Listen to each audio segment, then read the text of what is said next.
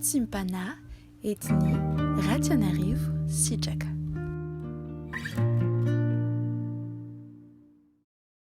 Prions. Merci Seigneur pour ce jour que tu nous accordes, pour entendre encore ta voix. Je te prie Seigneur d'ouvrir notre cœur pour qu'il soit réceptif à ta volonté et pour que nous puissions vivre Seigneur ton message. En ton nom Jésus nous prions. Amen. Nous allons ouvrir notre Bible dans Genèse chapitre 11. Genèse chapitre 11, versets 29 à 30. Genèse chapitre 11, versets 29 à 30. Au nom de Jésus. Abraham et Nachor prirent des femmes. Le nom de la femme d'Abraham était Saraï, et le nom de la femme de Nachor était Milca, fille d'Haran, père de Milca et père de Jisca. Saraï était stérile. Elle n'avait point d'enfant. Amen. Dans ce chapitre de la Genèse, chapitre 11, nous apprenons toute une liste des ancêtres du peuple d'Israël, de la nation qui deviendra les enfants d'Israël. Et parmi les ancêtres ou les ascendants, nous avons le premier patriarche qui est Abraham. Et Abraham a eu une femme, et sa femme s'appelait Saraï. Et une caractéristique importante de cette femme était qu'elle était stérile et qu'elle n'avait point d'enfant. Il y a donc le manque, l'absence, l'incapacité, l'impossibilité biologique d'engendrer. Pourtant, l'Éternel avait dit à Adam et Ève qu'ils devaient, ou qu'ils avaient, à remplir la terre, à peupler la terre. Et c'est également aussi pour cette raison que la tour de Babel a été délaissée ainsi et que le peuple terrestre ou terrien qui était là a dû finalement être dispersé sur toute la terre parce que Dieu avait justement dit qu'il fallait qu'il peuple toute la terre. Et leur volonté à cette époque-là, ceux qui ont construit la tour de Babel, était justement de ne pas être dispersés, c'est-à-dire de ne pas être dispersés et de peupler le reste de la terre. Ils voulaient rester tous ensemble. Et ici, c'est la première fois dans la parole de Dieu que l'on nous parle d'une femme qui est stérile. Il est possible qu'il y ait d'autres femmes stériles avant Saraï, mais c'est la première dont parle la parole comme étant la première femme stérile qui n'avait pas la capacité de donner la vie. Il y avait donc un manque, disait-on, une absence, une incapacité biologique d'engendrer. Et la parole ici ne nous dit pas que Saraï était stérile parce qu'elle avait péché, ou que Saraï était stérile parce que ses ancêtres ont péché, ou encore que Saraï était stérile pour une quelconque raison. Il est simplement écrit « Sarah était stérile, : elle n'avait point d'enfant ». On avait donc une cause et une conséquence, mais pas de source, pas d'explication à cela. Probablement, elle aurait pu se demander « C'est certainement à cause de mes péchés ou à cause des péchés de mes ancêtres que je ne peux pas engendrer », ou encore se dire que c'était comme ça et qu'il fallait finalement peut-être l'accepter. Il nous arrive parfois, chers familles en Christ, d'être dans l'incapacité de faire quelque chose, physiquement, psychologiquement, mentalement, émotionnellement, et qu'il y a même l'absence de capacité, c'est-à-dire elle était stérile, elle ne pouvait pas se créer une fertilité. Et c'est à ce moment-là que justement, à cet endroit justement, dans cette circonstance exacte à laquelle nous pouvons penser maintenant dans notre propre vie, ou que nous traversons maintenant, c'est là que Dieu veut se révéler. En effet, nous connaissons l'histoire d'Abraham qui deviendra Abraham et Saraï qui deviendra Sarah, que elle aura un fils. Et c'est le fils de la promesse, le fils qui a été promis à une femme âgée et stérile. Toutefois, l'âge de Sarai ne semblait pas être vraiment le problème, parce que nous pouvons voir au début du chapitre de Genèse, chapitre 11, versets 10 et suivants, que les gens vivaient extrêmement longtemps. Alors peut-être que à l'âge de 75 ans, quand Abraham a été appelé, ce n'était pas 75 ans comme aujourd'hui. Les gens ne semblaient pas être aussi âgés à 75 ans à l'époque d'Abraham qu'aujourd'hui. Donc peut-être qu'elle n'était pas si âgée que cela. Mais toutefois, le problème initial et fondamental était qu'elle était stérile. Et justement, là où il n'y a pas, Dieu pourvoit. En effet, dans Genèse chapitre 12, il est écrit que l'Éternel a donné le pays de Canaan à Abraham. En effet, il est écrit au nom de Jésus. L'Éternel dit à Abraham, « Va-t'en de ton pays, de ta patrie et de la maison de ton père, dans le pays que je te montrerai. Je ferai de toi une grande nation, et je te bénirai. Je rendrai ton nom grand, et tu seras une source de bénédiction. Je bénirai ceux qui te béniront, et je maudirai ceux qui te maudiront, et toutes les familles de la terre seront bénies en toi. » Abraham partit, comme l'Éternel lui avait dit, et Lot partit avec lui. Abraham était âgé de 75 ans lorsqu'il sortit de Charan. Abraham prit Sarai, sa femme, et Lot, fils de son frère, avec tous les biens qu'ils possédaient, et les serviteurs qu'ils avaient acquis à Charan. Ils partirent pour aller dans le pays de Canaan, et ils arrivèrent au pays de Canaan. Abraham parcourut le pays jusqu'au lieu nommé Sichem, jusqu'aux chênes de Morée. Les Cananéens étaient encore dans le pays. L'Éternel apparut à Abraham et dit, « Je donnerai ce pays à ta postérité. » Et Abraham bâtit là un autel à l'Éternel qui lui était apparu. Et il se transporta de là vers la montagne, à l'orient de Béthel. Et il dressa ses tentes, ayant Béthel à l'occident, et Haï à l'orient. Il bâtit encore là un autel à l'Éternel, et il invoqua le nom de l'Éternel. Abraham continua ses marches en s'avançant vers le midi. Il y a un lieu qui est important dans cette liste de lieux. Nous avons Sichem, nous avons Charan, nous avons Morée, nous avons Haï, et nous avons un lieu très important qui est Béthel. Béthel, en hébreu, signifie littéralement « maison de Dieu ». Et c'est une localité qui se situe dans les hautes terres du pays de Canaan. Et ce lieu se trouvait à 10 kilomètres au nord de Jérusalem, dans l'ancienne Samarie, actuellement donc Cisjordanie. Béthel apparaît plusieurs fois dans la parole de Dieu. En effet, Abraham, ici, Genèse chapitre 12, a construit un autel à l'Éternel, à ce lieu-là. Verset 8, Genèse 12, il bâtit encore là un autel à l'Éternel et il invoqua le nom de l'Éternel. Abraham a construit ici l'autel à Dieu. Pareillement, Jacob va s'y endormir et on aura le rêve de l'échelle de Jacob où une échelle apparaît par des anges qui s'élèvent dans le ciel et des anges montent et descendent. Par la suite, Béthel réapparaît encore dans la parole de Dieu. Béthel est le lieu où l'arche de l'alliance se situait, là, à l'époque des juges d'Israël. Donc, livre des juges dans la parole de Dieu. Juge 1 et Juge 2. Et pareillement, le prophète Samuel y tiendra sa cour de justice. Béthel a donc une place particulière, un lieu particulier, un sens particulier. C'est la maison de l'Éternel. C'est là où Abraham plantera ses tentes.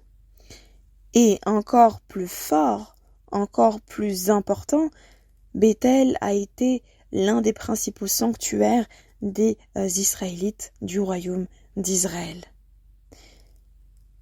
Et encore plus tard dans le temps, Béthel réapparaît au temps de Jésus-Christ. En effet, Béthel, on le voit dans Luc chapitre 24 verset 13 où Béthel reprend son nom ancien, parce que Béthel s'appelait Oulam Louz, ou Louz. Il réapparaît dans Luc 24 13, c'est le village vers lequel se dirigent les deux compagnons, les deux disciples du Seigneur d'Emmaüs, sur le chemin d'Emmaüs. Ils ont quitté Jérusalem et ils se tournent et marchent vers Béthel. Et le soir venu, ils rencontrent le Seigneur Jésus-Christ après sa résurrection. Et la boucle est donc bouclée. Nous avons Jésus-Christ, descendant d'Abraham, et Abraham, lui, qui est l'ascendant de Jésus-Christ, premier patriarche des enfants d'Israël, qui part de son pays et qui va en direction de Béthel, la maison de l'Éternel. Quel est le lien entre la maison de l'Éternel, Saraï? Le lien est que le mot Béthel est composé de deux mots hébreux, Bait et El. Bait signifie maison, demeure, mais signifie aussi corps humain, signifie aussi tombeau, signifie aussi la demeure de lumière et d'obscurité. Bait comme la maison où Dieu demeure, mais aussi maison où Abraham et Saraï et toute leur famille vivront sous des tentes, et aussi Bait comme le corps humain, le corps de Saraï, incapable de donner naissance, mais dans lequel Dieu placera ensuite un enfant, un fils promis, Isaac. C'est aussi le lieu de, finalement, tombeau, parce que c'est là où meurt le corps qui est incapable de donner naissance et où renaît, finalement, où apparaît la naissance d'un corps capable, désormais, de donner naissance. Aussi tombeau, parce que, comme nous l'avons entendu, sur le chemin d'Emmaüs, ou d'Oulamaus, ou d'Oulam-Louz, qui signifie en réalité Béthel, les deux disciples du Christ ont rencontré Jésus-Christ après sa résurrection. Le tombeau est donc passé, et voici, c'est la résurrection. Et la deuxième partie du mot de Béthel, qui est elle, signifie Dieu, Dieu puissant, Dieu héroïque, Dieu le seul vrai Dieu, l'Éternel, force et puissance. Béthel signifie donc en réalité la maison, la demeure, l'abri, le corps, le tombeau et aussi la demeure de lumière et d'obscurité du Dieu puissant, du Dieu fort, du Dieu héroïque, du seul vrai Dieu. Ou, dans un autre sens encore, Béthel est le lieu où Dieu est puissant. Si nous avons besoin de la puissance de Dieu pour finalement appeler à l'existence ce qui n'existe pas, pour pouvoir finalement nous façonner de sorte et de façon à ce que tout ce qui nous concerne, notre corps, notre âme, notre esprit, toute notre vie, obéissent à cette puissance de Dieu, à cette autorité de Dieu, pour accomplir et vivre son plan, nous avons simplement à invoquer son nom. En effet, il est écrit dans Genèse, chapitre 12, que nous avons lu tout à l'heure, verset 8, au sujet d'Abraham, qui a construit cet autel à l'Éternel, donc pour Dieu, et il invoqua le nom de l'Éternel. Il invoqua le nom de l'Éternel. Le nom de notre Dieu est puissant. Le nom de notre Dieu est merveilleux, extraordinaire. Notre Dieu est le seul vrai Dieu et il est d'une puissance et d'une autorité et d'une créativité et d'une bonté extraordinaire, historique. Personne n'est comme lui. Nul n'est comme Dieu. Il n'y a que lui qui peut appeler à l'existence ce qui n'existe pas et donner vie là où il y a la mort. Donner vie là où il y a l'incapacité de donner vie. Ainsi, dans ce que nous traversons, Dieu voit et constate. À nous de reconnaître que nous avons accès à cette présence de Dieu, à ce Béthel, parce que Christ est mort et ressuscité, et par lui nous avons accès au trône de Dieu. Nous avons accès au lieu où il y a l'arche de l'alliance, au lieu où il y a la toute sainteté de Dieu, au lieu où nous pouvons recevoir la grâce et la miséricorde, au lieu où finalement nous sommes dans un cœur à cœur avec Dieu, dans un face à face avec Dieu. Nous sommes enfants de Dieu, amis de Dieu, chers à ses yeux, précieux à ses yeux. Mais que faisons-nous de tout cela ? Que faisons-nous de tout cela ? Est-ce que nous sommes comme Abraham qui invoque le nom de l'Éternel ? Est-ce que nous sommes comme ces deux disciples qui continuèrent leur marche vers la ville de Béthel et qui rencontrent Jésus-Christ sur le chemin après sa résurrection et qui sont là remplis de puissance parce que après quand Jésus-Christ disparaît une fois que Jésus-Christ leur a ouvert les yeux pour leur faire comprendre que c'était lui le Christ ressuscité, ils ont déclaré « N'avons-nous pas senti comme une puissance, un feu dans notre cœur sur le chemin quand il nous parlait ?» Que faisons-nous de ce feu-là ? Que faisons-nous de cet autel-là ? D'ailleurs, il y a un lien puissant ici parce que Abraham a construit un autel à l'Éternel à Béthel et les deux disciples d'Emmaüs ont senti un feu dans leur cœur, comme un sacrifice, comme quand vous faites un sacrifice sur un autel. Comme quelque chose qui est en vous, qui vous brûle. Et ça, c'est la puissance de Dieu. Ça, c'est la présence de Dieu. Ça, c'est la présence du Saint-Esprit. Ça, c'est le message de la croix. C'est l'évangile, c'est l'amour de Dieu, c'est la joie de Dieu. Tout ce que Dieu est et fait. C'est ce feu-là qui est en nous. Et que faisons-nous de ce feu-là ? Est-ce que nous l'utilisons pour réchauffer les autres également ? Est-ce que nous le cultivons pour qu'il puisse grandir davantage ? Ou est-ce que nous l'éteignons par nos fautes, nos péchés, par notre absence de repentance, par le fait de se concentrer sur autre chose que Dieu, d'être trop attaché à la terre et les choses de ce monde. Est-ce que nous faisons une marche vers Christ, vers la maison de Dieu, vers Béthel, vers là où Dieu réside ? Même davantage, est-ce que nous avons cette aspiration à toujours chercher la face de Dieu en nous, parce que nous sommes le temple du Saint-Esprit ? Ou est-ce que nous sommes focalisés vers les choses mortes de ce monde ? Est-ce que Christ est vraiment ressuscité pour nous ? Ou est-ce que il est resté dans le tombeau ? C'est ici le message que le Seigneur nous donne ce matin et je prie que le Seigneur nous fasse comprendre la profondeur de ce message.